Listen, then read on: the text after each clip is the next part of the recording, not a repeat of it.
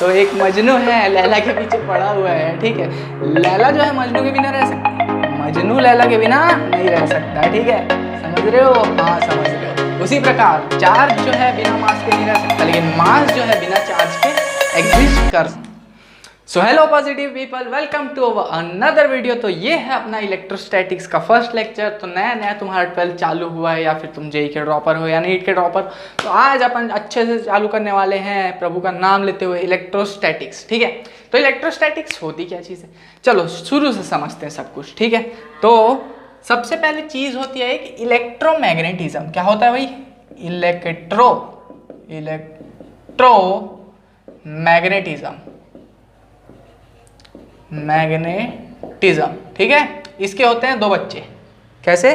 दो बच्चे। सबसे पहला बच्चा इलेक्ट्रोस्टैटिक्स, बड़ा वाला, ठीक है, इलेक्ट्रोस्टैटिक्स, जिसके बारे में अपन अब स्टडी करने वाले हैं, ठीक है। और दूसरा बेटा होता है इलेक्ट्रोडायनामिक्स, ठीक है। एक से बढ़कर एक नाम भाई साहब, इलेक्ट्रोडायनामिक्स बोले तो हाँ, ठीक है।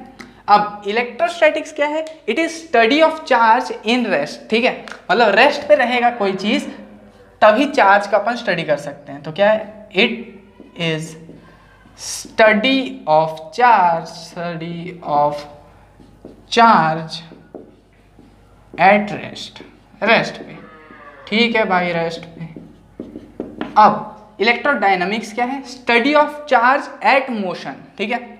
स्टडी ऑफ चार्ज मतलब चार्ज की स्टडी करनी है दोनों में, एट मोशन, ठीक है। हाँ ठीक है, मोशन में चार्ज का स्टडी। और क्या? अब इसके अंदर चैप्टर 1 और चैप्टर 2 आते हैं एनसीईआरटी के हिसाब से। इसके अंदर आता है 3, 4, 5, 6 और 7। ये चैप्टर्स जो है एनसीईआरटी के हिसाब से इलेक्ट्रोडायनामिक्स के अंदर आते हैं और इलेक्ट्रोस्टैटिक्स के अंदर आते हैं, ये फर्स्ट और सेकंड चैप्टर, ठीक है। अब देखो, सबसे पहले आप समझते हैं अपन स्टडी ऑफ चार्ज। तो चार्ज क्या होता है? चार्ज, इसको Q से रिप्रेजेंट किया जाता है। अब ये चीज क्या है? तो देखो यार, चार्ज बेसिकली एक प्रॉपर्टी है बॉडी की, ठीक है, जिससे क्या होता है, वो इलेक्ट्रिक या मैग्नेटिक इफेक्ट जनरेट या फील कर पाता है, ठीक है। तो क्या बोल सकते हैं इसको? It is the property of body, is the property by which a body can generate or feel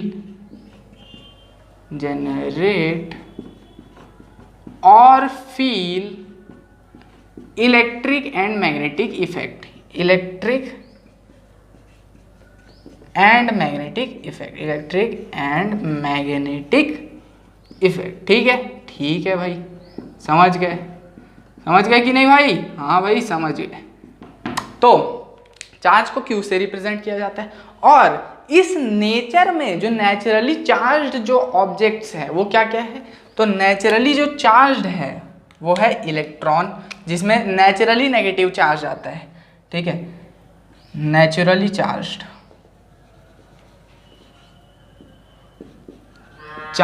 जो है वो है इलेक्ट्रॉन्स, प्रोटॉन और अल्फा पार्टिकल, ठीक है। अब चार्ज जो है वो कितने टाइप का होता है? तो भैया चार्ज जो है वो 2 टाइप का होता है, ठीक है। अब बात करते हैं टाइप्स ऑफ चार्जेस। अब ये चीज तुम लोग 9वीं में भी पढ़े होगे, ठीक है। पहला चार्ज क्या होता है? पहला पॉजिटिव चार्ज। अब पॉजिटिव चार्ज का मतलब क्या होता है जी? मतलब लेस इलेक्ट्रॉन्स, मतलब प्रोटॉन्स ज्यादा, मतलब एक्सेस ऑफ प्रोटॉन्स, ठीक है। सो सीधा बोल सकते हैं कि लेस इलेक्ट्रॉन्स, ठीक है। तो नंबर ऑफ इलेक्ट्रॉन जो है वो कम होगा as compared to number of proton, ठीक है। हाँ ठीक है भाई। अब नेगेटिव चार्ज होता है दूसरा, नेगेटिव चार्ज, ठीक है, मतलब एक्सेस ऑफ इलेक्ट्रॉन्स, ठीक है, मतलब इलेक्ट्रॉन्स ज़्यादा है कि नहीं, तभी तो नेगेटिव दिखा रहा है भाई। अगर तुम्हारे पास पैसा ज़्यादा होगा तभी तो दिखाओगे ना, पैसा होगा ही नहीं मेरी तरह तो क्या ही दिखाओगे छोटे, ठीक है। तो एक्सेस ऑफ इलेक्ट्रॉन्स होगा तभी तो नेगेटिव चार्ज दिखाएगा मेरे भाई, हाँ ठीक है। तो एक्सेस ऑफ इलेक्ट्रॉन्स मतलब नंबर ऑफ इलेक्ट्रॉन्स जो है प्रोटॉन के कंपैरिजन में ज़्यादा होने वाले हैं, हाँ सीधी बात, सही बात। अब इसका एसआई यूनिट क्या होता है यार इस चार्ज का, तो चार्ज का जो एसआई यूनिट होता है वो होता है कूलम, एसआई यूनिट तो वो होता है कूलम। ये तो सारे दुनिया जहान को पता है, ठीक है, सारे दुनिया जहान को पता है भाई ये बात, ठीक है। लेकिन इसका सीजीएस यूनिट क्या होता है ये पता है क्या? नहीं, तो सीजीएस यूनिट मैं बताता हूँ यार। तो सीजीएस यूनिट जो है इस भाई का होता है इलेक्ट्रोस्टैटिक यूनिट। क्या होता है? इलेक्ट्रोस्टैटिक यूनिट, ESU बोला जाता है हमारे फिजिक्स की भाषा में इसे, ESU, ESU लीजिए भाई, ठीक है, इलेक्ट्रोस्टैटिक यूनिट। कूलम हो गया, ये हो गया। अब इसका डायमेंशन क्या होता है, तो डायमेंशन देखते हैं। डायमेंशन, तो डायमेंशन के लिए सबसे पहले अपने को चार्ज का फॉर्मूला चाहिए। अब फॉर्मूला कहाँ से लाऊं मैं, तो अब यहाँ पे आता है इलेक्ट्रिक करंट की बात। तो इलेक्ट्रिक करंट को मैं कैसे डिफाइन करता हूँ? इलेक्ट्रिक करंट को मैं कुछ इस तरह से डिफाइन करता हूँ कि rate of flow of charge with respect to time, ठीक है। तो rate of flow of charge भी बोल सकता हूँ, ठीक है, या फिर flow of charge with respect to time भी बोल सकता हूँ। तो करंट को मैं कैसे डिफाइन करता हूँ?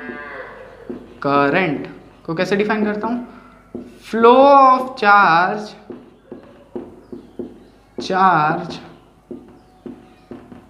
विथ रेस्पेक्ट टू टाइम, ठीक है भाई, टाइम के रेस्पेक्ट में फ्लो चार्ज का।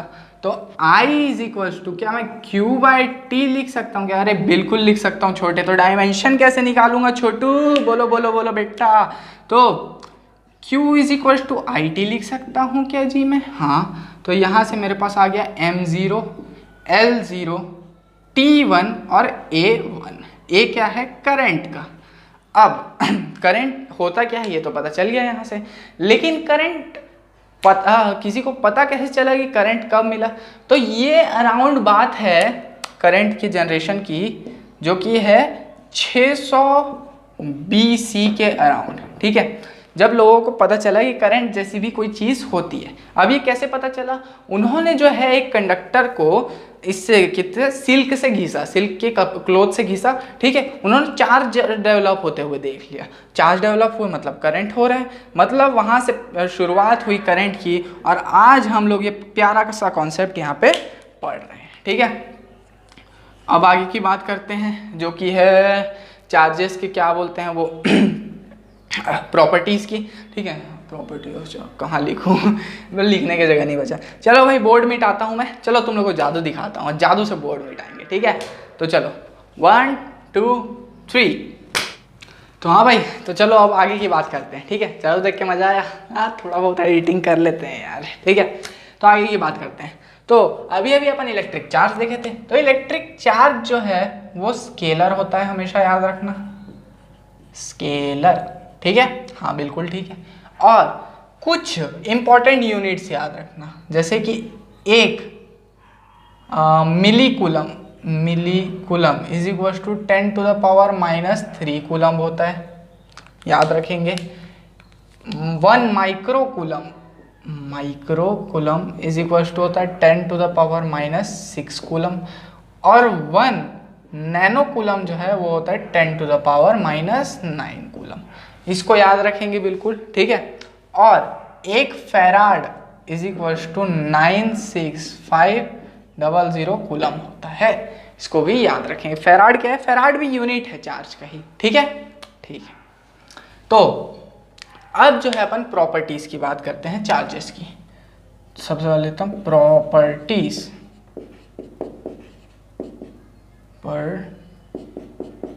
Properties of charge.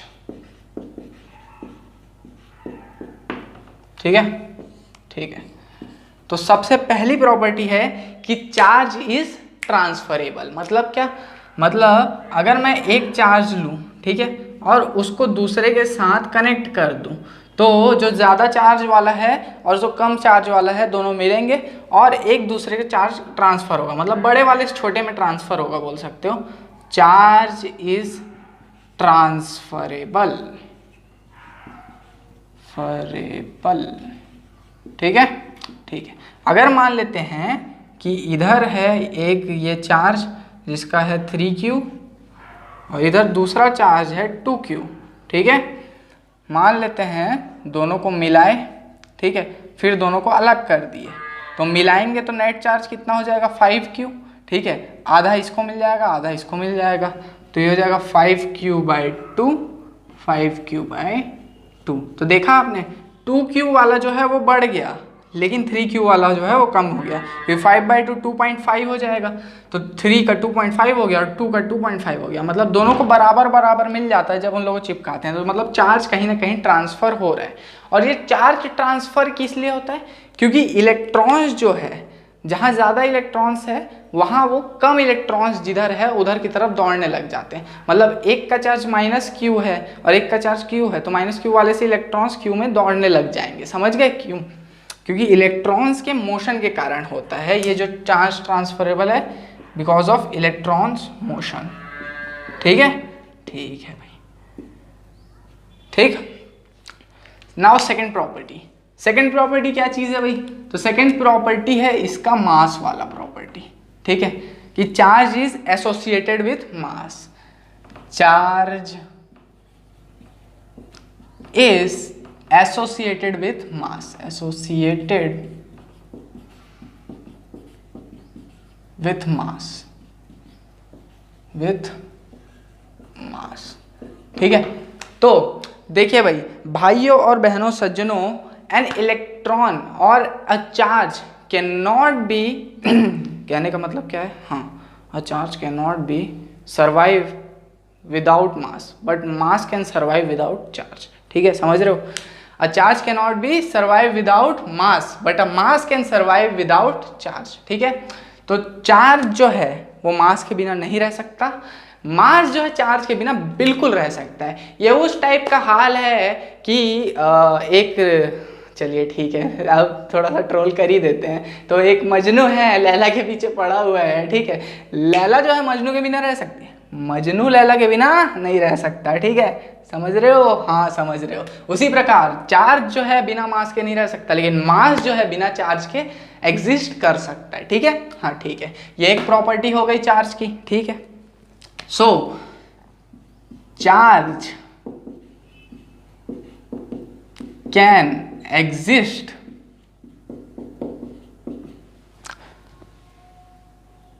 can't exist without mass,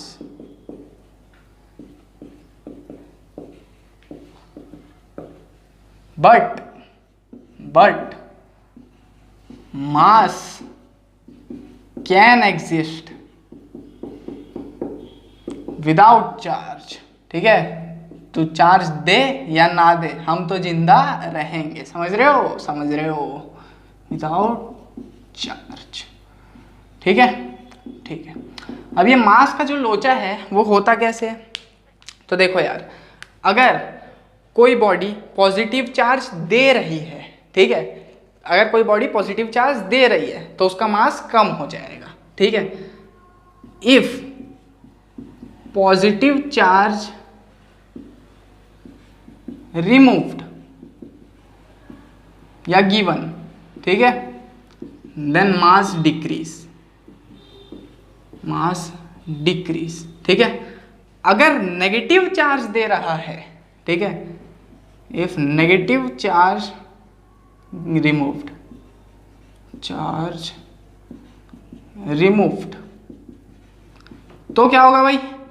होना कुछ नहीं है, मास जो है बढ़ जाएगा।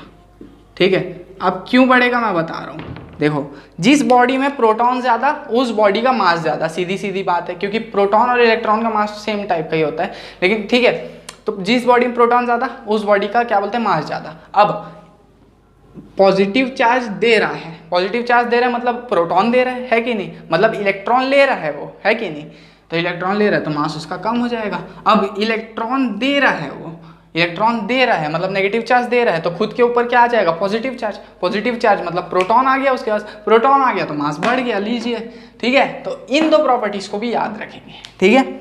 अब थर्ड प्रॉपर्टी की बात करता हूं मैं, that is conservation of charge.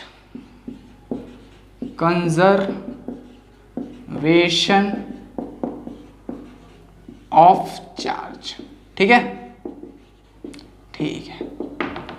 तो कंजर्वेशन ऑफ चार्ज क्या होता है, चार्ज बेसिकली कंजर्व्ड है। तुम लोग बोले हैं कैसे, देखो charge can not be created और कैन नॉट बी डिस्ट्रॉयड, ये कन्वर्ट किया जा सकता है, एक चार्ज से दूसरे चार्ज को मिला के दोनों में चार्ज जो है कन्वर्ट किया जा सकता है इधर उधर, लेकिन इसको ना क्रिएट कर सकते हैं ना डिस्ट्रॉय कर सकते हैं, ठीक है, ठीक है। तो कंजर्वेशन ऑफ चार्ज क्या बोलता है कि इफ द यूनिवर्स, ये पूरा यूनिवर्स एक्ट एज होल, मतलब पूरा यूनिवर्स एक हो जाए, ठीक है, पूरा एक यूनिवर्स है, ये मान लेते हैं ये पूरा एक यूनिवर्स है, ठीक है। तो इसके अंदर जो है चार्ज कांस्टेंट है, मतलब एक यूनिवर्स है, मान लेते हैं इसमें ना पूरा जो है 5 कूलम जो चार्ज है वो है। अब 5 कूलम एक कांस्टेंट वैल्यू हो गई, ठीक है, तो 5 कूलम चार्ज है, मैं बोल दिया यूनिवर्स के अंदर। अब यूनिवर्स के अंदर झांकोगे तुम लोग, ये यूनिवर्स है, अब इसके अंदर झांकोगे तो मान लेते हैं कहीं 8 कूलम है, ठीक है, तो कहीं जनरेट हुआ है तो कहीं डिस्ट्रॉय भी हुआ होगा, तो -3 कूलम हो जाता है, +6 कूलम हो गया, ठीक है, -1 कूलम भी जनरेट हो गया, ठीक है। तो अगर इसका पूरा नेट निकालोगे तो 5 कूलम रहने वाला है चार्ज, ठीक है। अब ये 5 कूलम क्या है, ये कांस्टेंट वैल्यू है। अब ये 5 कूलम मैं सिर्फ एग्जांपल के लिए दिया हूँ, पूरे यूनिवर्स में 5 कूलम चार्ज ही नहीं है, सिर्फ बहुत चार्ज है, ठीक है। और वो जो चार्ज है वो कांस्टेंट है, act as whole, then the charge is constant, ठीक है, बिल्कुल ठीक है। अब चौथा प्रॉपर्टी, चौथा कहाँ लिखो यार, भर गया यार, चलो ठीक है, मैं इसको मिटाता हूँ, तुम लोग ये 3 प्रॉपर्टी लिख लिया रहो, स्क्रीनशॉट मार लो इसका, ठीक है बॉयज, स्क्रीनशॉट मार लीजिए। अब मैं आपको जादू दिखाता हूँ, हाँ 1 2 3। हाँ भाई, तो अब आगे की बात करते हैं कि अगला प्रॉपर्टी क्या है, तो अगला है अपना 4th प्रॉपर्टी चार्ज का, ठीक है, जो कि है इनवेरिएंस ऑफ चार्ज। ये क्या है भाई, इनवेरिएंस ऑफ चार्ज, तो देखो यार, ये इनवेरिएंस ऑफ चार्ज क्या बोलता है कि जो चार्ज है वो स्पीड के साथ वेरी नहीं करता, मतलब स्पीड के साथ चेंज नहीं होता। मतलब अगर मान लेते हैं कोई चार्ज है Q, अगर मैं इसको स्पीड करा दूं तो ये 2Q बन जाएगा क्या, या ये Q/2 बन जाएगा क्या, नहीं, ऐसा नहीं हो सकता, ठीक है। तो चार्ज जो है basically does not depends upon velocity, charge does not depend upon velocity पे डिपेंड नहीं करता ये चीज़, ठीक है, हाँ ठीक है, वेलोसिटी पे डिपेंड नहीं करता, समझ गए। अब इसका एक तर्क और दिया जाता है कि मान लेते हैं एक एटम है और उसका एक इलेक्ट्रॉन है यहाँ पे, ठीक है, और अगर वो एटम को एकदम तेज वेलोसिटी से किए, ठीक है, अब ये इलेक्ट्रॉन चार्ज चेंज करना चालू किया, तो क्या ये एटम न्यूट्रल रह पाएगा क्या इलेक्ट्रिकली, नहीं रह पाएगा, ठीक है। एक एटम, जैसा कि हमको भी और आपको भी पता है कि एक एटम इलेक्ट्रिकली न्यूट्रल रहता है, मतलब सेम प्रोटॉन सेम इलेक्ट्रॉन, लेकिन अगर ये आगे जाता और वेलोसिटी के साथ ये इलेक्ट्रॉन का चार्ज सेम नहीं रहता, ठीक है, वेरी करता, तो ये न्यूट्रल रह पाता क्या, नहीं। लेकिन अपन अच्छे से डिस्कवर कर चुके हैं कि एटम तो न्यूट्रल है, एटम न्यूट्रल है, मतलब इसको अगर कितना भी वेलोसिटी से दे दूँ मैं, ये चार्ज चेंज नहीं होगा। तो ये एक तर्क दिया जाता है, ठीक है, कि ये क्योंकि न्यूट्रल है इसीलिए ये चार्ज चेंज नहीं होता है, ठीक है। अब बात करते हैं अगला 5th पॉइंट। ठीक है, ये क्या बोलता है चार्जेस के बारे में कि charge create electric and magnetic field. क्या? Charge create electric and magnetic field. अब देखो भाई, इलेक्ट्रिक और मैग्नेटिक फील्ड कैसे क्रिएट करता है। अगर एक चार्ज जो है, मान लेते हैं चार्ज जो है रेस्ट पे है, एक चार्ज जो है वो किस पे है? रेस्ट पे है। ठीक है, चार्ज रेस्ट पे है। अब रेस्ट पे रहने का मतलब क्या है कि वो सिर्फ और सिर्फ इलेक्ट्रिक फील्ड जनरेट करेगा। जैसे कि एक चार्ज Q है प्लस Q, ठीक है, तो वो सिर्फ बाहर की तरफ इलेक्ट्रिक फील्ड जनरेट करेगा ऐसे ऐसे करके। ठीक है, तो रेस्ट पे है तो सिर्फ और सिर्फ इलेक्ट्रिक फील्ड। अगर चार्ज अनएक्सेलरेटेड मोशन में है, चार्ज जो है अनएक्सेलरेटेड मोशन तो कर रहा है लेकिन कॉन्स्टेंटली वेलोसिटी से, ठीक है, कांस्टेंट वेलोसिटी से, अनएक्सेलरेटेडली। ठीक है, चार्ज जो है अनएक्सेलरेटेड मोशन में, अनएक्सेलरेटेड मोशन में है, तो क्या होगा भाई? अनएक्सेलरेटेड मोशन में इलेक्ट्रिक फील्ड तो जनरेट करेगा ही, मैग्नेटिक फील्ड भी जनरेट करने लग जाएगा। अभी मैग्नेटिक फील्ड क्या, आगे पढ़ेंगे उसका। अब अगर चार्ज जो है एक्सेलरेटेड मोशन में है, चार्ज जो है एक्सेलरेटेड मोशन, एक्सेलरेटेड मोशन में है, तो क्या होगा? इलेक्ट्रिक फील्ड जनरेट करेगा जैसा कि करता है, मैग्नेटिक फील्ड जनरेट करेगा जैसे कि करता है, और एनर्जी रेडिएट भी करेगा। अच्छा, एनर्जी भी रेडिएट करेगा, एनर्जी रेडिएट। ठीक है, बिल्कुल ठीक है यार। ठीक, अब अपन जो है आगे की बात करते हैं जो कि है क्वांटाइजेशन ऑफ चार्ज की। ठीक है, quantization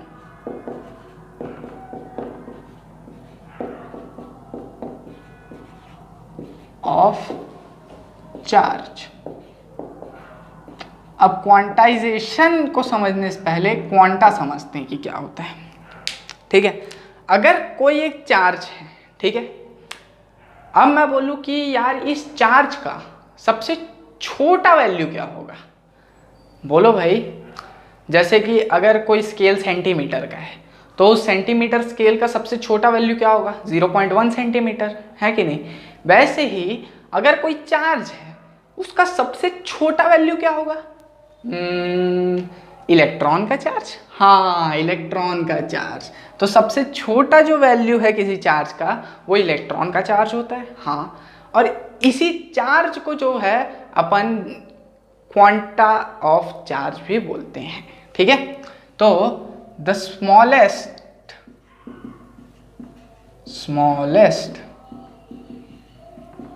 value of charge is charge of electron, charge of electron. ठीक है, दैट इज E। ठीक है, इसी को it is quanta of charge, इसी को क्वांटा ऑफ चार्ज भी बोलते हैं। It is also called quanta of charge, quanta of charge. ठीक है, इसको क्वांटा ऑफ चार्ज भी बोलते हैं। ठीक है भाई, क्वांटा ऑफ चार्ज बोलते हैं। अब क्वांटा ऑफ चार्ज कोई भी पूछे तो E बोल देने का। क्वांटा का मतलब क्या? सबसे स्मॉलेस्ट वैल्यू। ठीक है, तो अब ये क्वांटाइजेशन ऑफ चार्ज क्या बोलता है कि जो क्वांटा का इंटीग्रल मल्टीपल है वो चार्ज है। मतलब क्या? The integral multiple of E, the integral multiple of charge E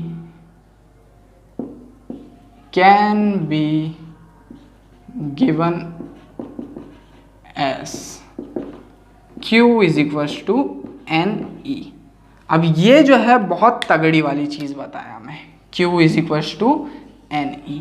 E क्या है? क्वांटा ऑफ चार्ज, जो कि सबसे छोटा चार्ज है। N क्या है? नंबर ऑफ E, मतलब Q को अपन E के टर्म्स में अगर रिप्रेजेंट करते हैं तो वो क्वांटाइजेशन ऑफ चार्ज कहलाता है। क्या बोला मैंने? Q को अगर, चार्ज को अगर E के टर्म्स में रिप्रेजेंट करते हैं तो वो क्वांटाइजेशन ऑफ चार्ज कहलाता है। अब N की वैल्यू हाफ नहीं हो सकती, 3/2 नहीं हो सकती, या पॉइंट में नहीं हो सकती, ठीक है। हाफ नहीं हो सकती, 3/2 नहीं हो सकती, 5/2 नहीं हो सकती ऐसे, या फिर डेसिमल में नहीं हो सकती। क्यों? क्योंकि E को मैं और फर्दर जो है बांट नहीं सकता। क्या मैं E को हाफ कर सकता हूँ? नहीं।